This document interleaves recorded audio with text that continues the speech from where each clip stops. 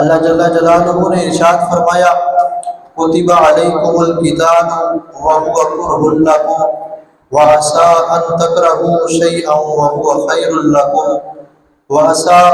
ان تحبوا شیئا وهو شر لکم واللہ یعلم وانتم لا تعلمون۔ سورۃ البقرہ آیت نمبر 216۔ اللہ جل جلالہ نے ارشاد فرمایا اپنے محبوب صلی اللہ علیہ وسلم کے ذریعے سے نبی صلی اللہ علیہ وسلم کی امت کو فرمایا کہ تم پر جہاد فرض کیا گیا ہے، کتب علیکم القتال، کہ تم پر جہاد کو فرض کر دیا گیا ہے۔ یہاں پر آیت کے شروع میں ہی اللہ رب العزت نے امت سے یہ فرما دیا کہ تم پر جہاد فرض ہے۔ اب جہاد فرض کیوں ہے اس پہ بات کریں گے، لیکن اس سے پہلے جہاد کے معنی کو سمجھیں گے کہ جہاد کا مطلب کیا ہے۔ اگر جہاد کے لفظی معنی کو دیکھیں تو جہاد نکلا ہے جہد سے، جس کا مطلب ہے کوشش کرنا، جد و جہد کرنا۔ اور اگر ہم اس کے اسلامی معنی کو دیکھیں، اسلام کی نظر میں جہاد کو دیکھیں تو اس کا مطلب بنتا ہے، اس کا مفہوم بنتا ہے کہ ظالم اور جابر لوگ جب مسلمانوں پر ظلم کریں، ظالم حکمران مسلمانوں پر مسلط ہو جائے،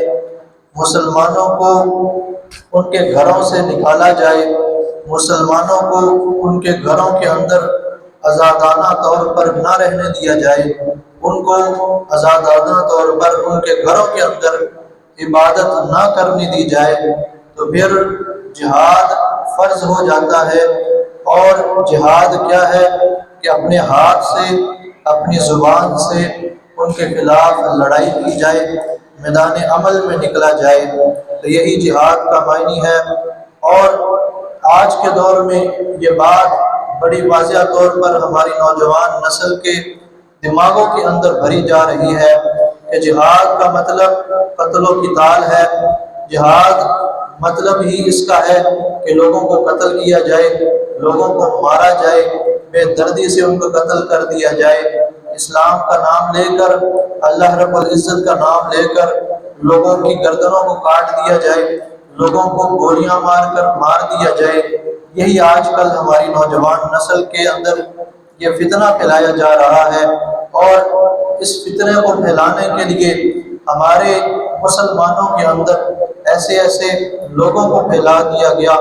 کہ جو مذہبی سکالرز کی شکل میں آپ کے سامنے آئیں گے، کہ جو یونیورسٹیز کے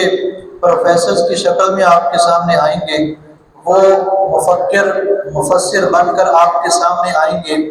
وہ فلسفی بن کر آپ کے سامنے آئیں گے۔ کیونکہ یہ سوشل میڈیا کا دور ہے، ڈیجیٹل میڈیا کا دور ہے، اور یہ وہ دور ہے کہ جس کے اندر تلوار سے جنگ نہیں ہو سکتی، یہ وہ دور ہے کہ جس کے اندر ہتھیار سے جنگ نہیں ہو سکتی، کیونکہ پوری دنیا کے اندر یہ معاہدہ کیا گیا کہ کہیں بھی زور و زبردستی سے ہتھیار کو استعمال نہیں کیا جائے گا۔ امن و امان کی صورتحال کو برقرار رکھنے کے لیے ایک عالمی معاہدہ ہوا کہ کوئی بھی ملک اس وقت تک کوئی بھی ایسا ہتھیار استعمال نہیں کر سکتا کہ جو جان لیوا ہو، جس سے لوگوں کی زندگیوں کو ضائع کرنا مقصود ہو، ایسا ہتھیار استعمال نہیں کیا جائے گا۔ تو وہاں جو ہتھیار استعمال کیا جا رہا ہے وہ ڈیجیٹل میڈیا کا وہ ہتھیار ہے کہ جس کو دشمن ہماری نوجوان نسل کو برباد کرنے کے لیے استعمال کر رہی ہے۔ وہ سوشل میڈیا کا وہ ہتھیار ہے کہ جس کو استعمال کر کے ہماری نوجوان نسل کو اسلام سے دور کیا جا رہا ہے۔ اور سوشل میڈیا پہ ایسے ایسے مفکر اور مذہبی اسکالرز کو بٹھا دیا گیا، ان کے چینلز کے ملین میں سبسکرائبر ان کو دے دیے گئے، فالورز ان کو دے دیے گئے کہ لوگ دیکھیں کہ ان کو فالو کرنے والے اتنے زیادہ ہیں ان کی تائید کرنے والے اتنے زیادہ ہیں تو یہ بندہ سچ کہتا ہوگا۔ اور وہ یہ آپ سے کہیں گے کہ جہاد سے کچھ حاصل نہیں ہو سکتا، جہاد کرو گے تو تم خود مر جاؤ گے، کٹ جاؤ گے، اس سے تمہیں کوئی فائدہ نہیں ہوگا۔ اور ابھی گزشتہ دنوں ہمارے ملک پاکستان کی ایک بڑی شخصیت جس کو سمجھا جاتا ہے، مکتبہ فکر دیوبند کے بڑے عالم دین ان کو سمجھا جاتا ہے، اور مفتی اعظم ان کو کہا جاتا ہے، مفتی تقی عثمانی ان کا نام ہے، قابل تعریف شخصیت ضرور ہیں، لیکن وہ ایک پروگرام کے اندر یہ کہتے ہوئے ہمیں نظر آئے کہ چونکہ ہمارے پاس وسائل نہیں ہیں، ہمارے پاس طاقت نہیں ہے، تو لہٰذا ہم فلسطینیوں کی مدد نہیں کر سکتے، ہمارے پاس کوئی ہمت نہیں ہے، تو ہم صرف ان کے لیے دعا کریں گے، ہم ان کے لیے دعا کر سکتے ہیں۔ اور سامنے کون بیٹھا تھا؟ سامنے کوئی ہم جیسے لوگ نہیں بیٹھے تھے، سامنے سننے والے کوئی عام شہری نہیں تھے، سامنے بیٹھنے والے کوئی بیوروکریٹ نہیں تھے کہ جن کا میدان جنگ سے کوئی تعلق نہ ہو، سامنے بیٹھنے والے پاکستانی فوجی تھے،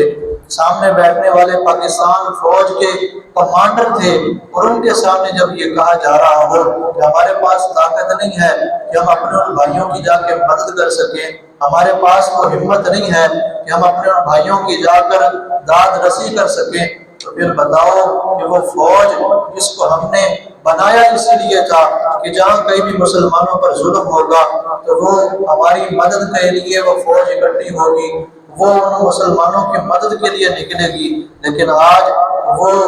کرائے کے مولوی اور کرائے کے مفتیان کرام جن کو سرکاری عہدے دے کر آپ لوگوں نے